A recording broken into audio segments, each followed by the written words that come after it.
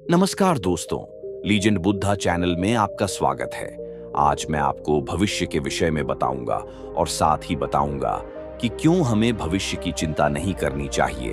तो आइए जानते हैं, भविष्य में जो लिखा है वह होता ही है। यह कहावत हमारे समाज में गहराई से जुड़ी हुई है। ये वाक्यांश न केवल हमारी सोच और विश्वास को प्रतिबिंबित करता है, बल्कि जीवन के प्रति हमारे दृष्टिकोण को भी दर्शाता है। भाग्यवाद या यह विश्वास कि हमारे जीवन में जो भी घटित होता है वह पूर्व निर्धारित होता है, प्राचीन काल से ही हमारे समाज का एक महत्वपूर्ण हिस्सा रहा है। लेकिन क्या सचमुच हमारे जीवन की हर घटना पहले से तय होती है, या हमारे कर्मों और प्रयासों से भी हमारा भविष्य निर्धारित होता है? हालांकि इस दृष्टिकोण के विपरीत कई लोग यह भी मानते हैं कि हमारे कर्म, प्रयास और संकल्प हमारे जीवन और भविष्य को प्रभावित कर सकते हैं। वे यह कहते हैं कि भले ही भाग्य एक भूमिका निभाता हो, लेकिन हमारा मेहनत और संकल्प भी उतना ही महत्वपूर्ण है। इस संदर्भ में कर्म का सिद्धांत महत्वपूर्ण हो जाता है, जहां कहा जाता है कि हमारे वर्तमान के कर्म ही भविष्य का निर्माण करते हैं। आइए इस विषय पर गहराई से विचार करते हैं। भाग्यवाद का सिद्धांत। भाग्यवाद का अर्थ है कि जीवन में जो भी घटनाएं होती हैं वे पहले से ही नियति द्वारा तय कर दी गई हैं। यह दृष्टिकोण कहता है कि हमारा जन्म, मृत्यु और जीवन की हर घटना पहले से लिखी जा चुकी है। भारतीय दर्शन और वेदों में भी भाग्य का महत्व बताया गया है। माना जाता है कि व्यक्ति का भविष्य उसके पूर्व जन्मों के कर्मों के आधार पर तय होता है और उसे अपने वर्तमान जीवन में उन कर्मों के परिणामों का सामना करना पड़ता है। धार्मिक दृष्टिकोण से भी विभिन्न धर्मों में भाग्यवाद का विचार मिलता है। हिंदू धर्म में कर्म का सिद्धांत प्रमुख है, जहां यह माना जाता है कि व्यक्ति के अच्छे या बुरे कर्मों का प्रभाव उसके अगले जन्म या भविष्य पर पड़ता है।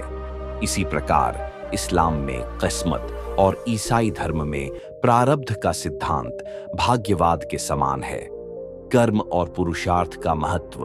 हालांकि भाग्यवाद एक महत्वपूर्ण विचारधारा है, लेकिन इसका यह अर्थ नहीं है कि हमारे पास अपने जीवन को बदलने की क्षमता नहीं है। भारतीय दर्शन में ही कर्म और पुरुषार्थ का भी उतना ही महत्व है। कर्म का सिद्धांत यह कहता है कि हमारे वर्तमान के कर्म हमारे भविष्य को प्रभावित कर सकते हैं। जब हम प्रयास करते हैं तो हम अपने जीवन की दिशा बदल सकते हैं। गीता में भी भगवान श्री कृष्ण ने अर्जुन से कहा था, कर्म करो, फल की चिंता मत करो।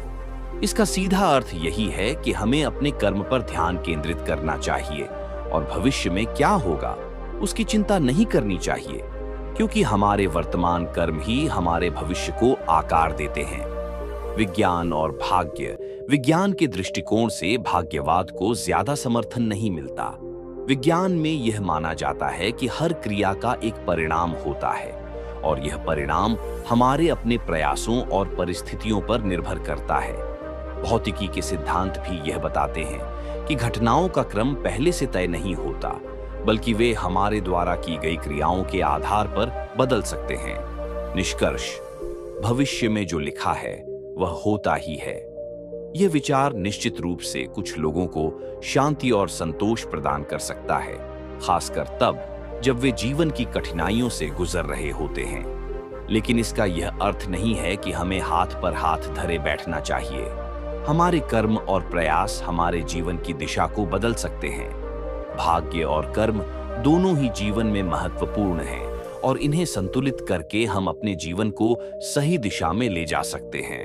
अंततः भविष्य वह है जिसे हम अपने कर्मों से बनाते हैं। चाहे भाग्य ने कुछ भी लिखा हो, हमारे निरंतर प्रयास और मेहनत से हम उसे बदल सकते हैं। इसलिए यह जरूरी है कि हम अपने कर्मों पर ध्यान दें और सकारात्मक दृष्टिकोण के साथ अपने भविष्य का निर्माण करें। आइए कहानी के माध्यम से समझते हैं कि भविष्य की चिंता क्यों नहीं करनी चाहिए। बहुत समय पहले की बात है। एक छोटे से गांव में एक युवक रहता था जिसका नाम अर्जुन था। अर्जुन ईमानदार और परिश्रमी व्यक्ति था, लेकिन उसे हमेशा अपने भविष्य की चिंता रहती थी। वह अक्सर सोचता था कि क्या उसकी मेहनत से उसका भविष्य बदल सकता है या फिर सब कुछ पहले से ही तय है। वह अपने जीवन के हर छोटे बड़े निर्णय में संशय में रहता, क्योंकि उसे यह डर लगा रहता था कि कहीं उसका भविष्य पहले से तय न हो और उसकी मेहनत व्यर्थ चली जाए। अर्जुन के गांव के पास एक घना जंगल था। उस जंगल में एक साधु महाराज रहते थे, जिनके बारे में कहा जाता था कि वे भविष्य देख सकते हैं और जो भी उनके पास जाता है उसे उसके भविष्य की झलक मिलती है। अर्जुन के मन में अपने भविष्य को लेकर इतनी जिज्ञासा थी कि वह साधु महाराज से मिलने का निश्चय कर बैठा। एक दिन अर्जुन जंगल की ओर चल पड़ा और कई घंटों की यात्रा के बाद वह साधु महाराज के आश्रम पहुंचा। साधु महाराज एक पेड़ के नीचे ध्यान मग्न बैठे थे। अर्जुन ने धीरे से उनके चरणों में प्रणाम किया और विनम्रता से कहा, महाराज, मैं जानना चाहता हूं कि मेरा भविष्य कैसा होगा। क्या मेरी मेहनत से मेरा भाग्य बदल सकता है या जो लिखा है वही होगा? साधु महाराज ने अपनी आंखें खोलीं और मुस्कुराते हुए अर्जुन से कहा, बेटा, भविष्य एक गहरा रहस्य है, लेकिन इतना जान लो कि कुछ चीजें ऐसी होती हैं जो हमारे नियंत्रण से बाहर होती हैं, जबकि कुछ चीजें हमारे कर्मों पर आधारित होती हैं। अर्जुन ने कहा, महाराज, क्या आप मुझे बता सकते हैं कि मेरा भविष्य कैसा है? मुझे हमेशा लगता है कि चाहे मैं कितनी भी मेहनत कर लूं, अगर भविष्य पहले से ही लिखा हुआ है तो मेरी कोशिशें व्यर्थ हो जाएंगी। साधु महाराज ने कुछ देर ध्यान किया और फिर अर्जुन से बोले, तुम्हारा भविष्य बहुत उतार चढ़ाव भरा है। तुम्हें जीवन में कई कठिनाइयों का सामना करना पड़ेगा, लेकिन अंत में तुम्हें सफलता मिलेगी। परंतु याद रखो, यह सफलता तुम्हारी मेहनत और धैर्य पर निर्भर करती है। अर्जुन यह सुनकर उलझन में पड़ गया। वह सोचने लगा कि अगर उसे कठिनाइयां झेलनी ही हैं, तो मेहनत करने का क्या फायदा। उसने साधु महाराज से पूछा, अगर मुझे कठिनाइयां ही झेलनी हैं, तो क्या मैं कुछ भी कर सकता हूं उन्हें टालने के लिए? साधु महाराज ने गंभीरता से कहा, कठिनाइयां जीवन का हिस्सा है, लेकिन उन्हें पार करना तुम्हारे हाथ में है। अगर तुम कठिनाइयों से डरकर बैठ जाओगे तो तुम अपने भविष्य को और अधिक कठिन बना लोगे, लेकिन अगर तुम अपने कर्मों में लगे रहोगे तो ये कठिनाइयां तुम्हें मजबूत बनाएंगी और तुम्हें सफलता तक पहुंचाएंगी। अर्जुन ने साधु महाराज की बात सुनी, लेकिन उसके मन में अभी भी संशय था। वह अपने गांव लौट आया और सोचने लगा कि क्या उसे मेहनत करनी चाहिए या नहीं।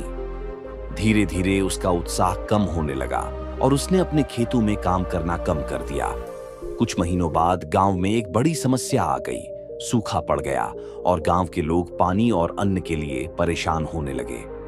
अर्जुन भी चिंतित था, लेकिन उसने साधु महाराज की बातों को याद किया। उसने सोचा, अगर मुझे सफलता पानी है तो मुझे इन कठिनाइयों से डरना नहीं चाहिए, बल्कि उन्हें पार करने के लिए मेहनत करनी चाहिए। अर्जुन ने ठान लिया कि चाहे कितनी भी कठिनाइयां आएं, वह हार नहीं मानेगा।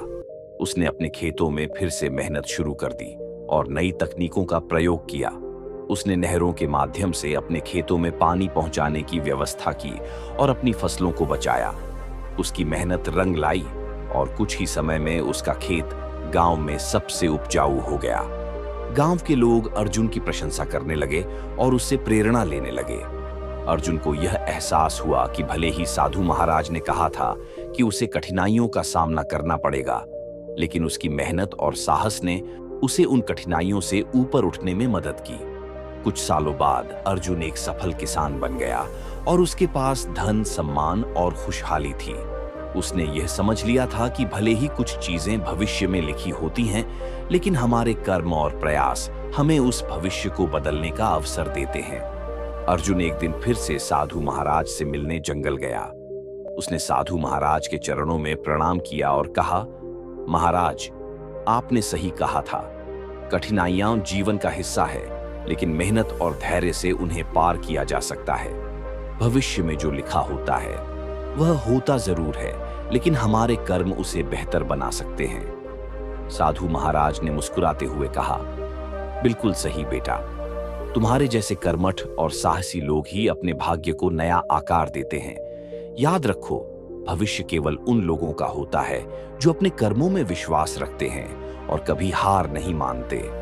इस प्रकार अर्जुन की कहानी यह सिखाती है कि भले ही भाग्य में कुछ लिखा हो, लेकिन हमारे कर्म और प्रयास हमें उस भाग्य को बदलने या उसे बेहतर बनाने का अवसर देते हैं। भविष्य में जो लिखा होता है वह हो सकता है, लेकिन हमारी मेहनत, संकल्प और धैर्य से हम उसे अपने अनुकूल बना सकते हैं। भगवान कृष्ण और बुद्ध कहते हैं कि आज आप जो भी हैं वह आपके पिछले विचारों का परिणाम है। विचार ही वस्तु बन जाते हैं। इसका सीधा सा मतलब यह है कि हम जैसा सोचते हैं वैसा ही भविष्य का निर्माण करते हैं। अब आप अपनी सोच पर ध्यान देकर जान सकते हैं कि आप किस ओर जा रहे हैं। यदि आपकी सोच में नकारात्मकता ज्यादा है तो भविष्य भी नकारात्मक ही निकलेगा। आकर्षण का नियम कहता है कि आप जिस चीज पर फोकस करते हैं वह सक्रिय हो जाती है। वैज्ञानिक कहते हैं कि मानव मस्तिष्क में 24 घंटे में लगभग 60,000 विचार आते हैं। उनमें से ज्यादातर नकारात्मक होते हैं। नकारात्मक विचारों का पलड़ा भारी है तो फिर भविष्य भी वैसा ही होगा, और यदि मिश्रित विचार हैं तो मिश्रित भविष्य होगा। अंत में यह कहावत जीवन के प्रति दो अलग अलग दृष्टिकोणों को दर्शाती है। एक तरफ भाग्य को स्वीकार करना और दूसरी तरफ कर्म पर विश्वास करना।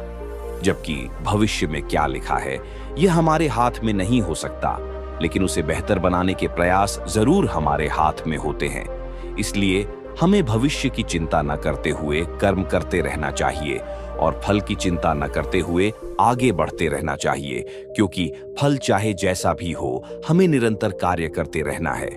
मुझे आशा है कि इस वीडियो से आपको सीखने को मिला होगा और आपको निरंतर कार्य करने की प्रेरणा मिली होगी। ऐसे ही मोटिवेशनल वीडियो को देखने के लिए चैनल को सब्सक्राइब करें। धन्यवाद।